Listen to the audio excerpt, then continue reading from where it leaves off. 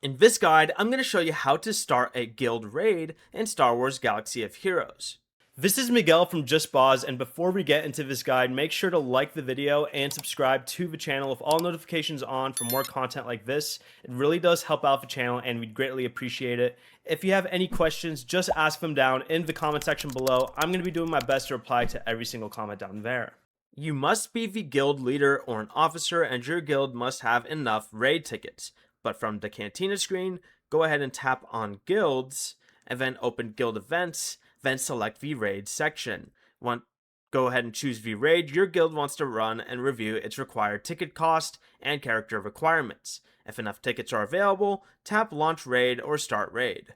Set the raid start time and any available participation settings, then confirm the launch. Guild members can join during the sign-up period and participate once the raid begins.